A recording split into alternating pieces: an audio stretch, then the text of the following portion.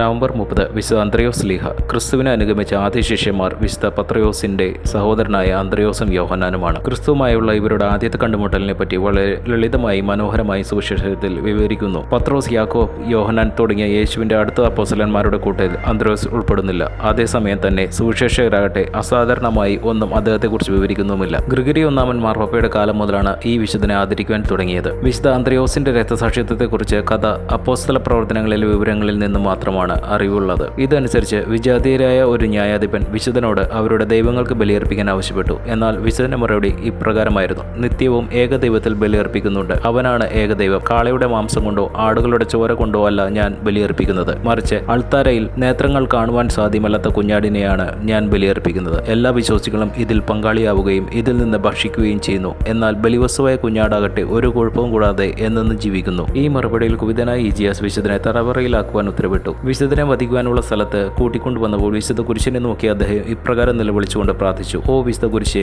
വളരെ നാളായി നിന്നെ പുൽകുവാൻ ഞാൻ ആഗ്രഹിക്കുന്നു. എന്റെ ആത്മാവിന് ഇപ്പോൾ ഇത് സാധ്യമാകും എന്നതിൽ ഞാൻ ആനന്ദിക്കുന്നു. യാതൊരു മടിയും കൂടാതെ നിന്നിലൂടെ മരണം വരിച്ച് ഈ ശിഷ്യനെയും സ്വീകരിക്കണമേ. അധികം താമസിയാതെ അദ്ദേഹത്തെ എക്സ് ആകൃതിയിലുള്ള കുരിശിൽ തറച്ചു. 2 ദിവസത്തോളം വിശുദ്ധൻ കുരിശിൽ ജീവനോടെ കിടക്കുകയും യേശുവിന്റെ പ്രബോധനങ്ങൾ ഉദ്ഘോഷിക്കുകയും അവസാനം ക്രിസ്തുവിന് സമാനമായ രീതിയിൽ മരണം വരിച്ചുകൊണ്ട് യേശുവിനോട് ചേരുകയും ചെയ്തു. വിശുദ്ധ കുരിശിന്റെ രഹസ്യം നമുക്ക് പ്രദാനം ചെയ്തു എന്ന നിലയിൽ വിശുദ്ധ അന്ത്രയോസിന്റെ രക്തസാക്ഷിത്വം പ്രാധാന്യമർഹിക്കുന്നു.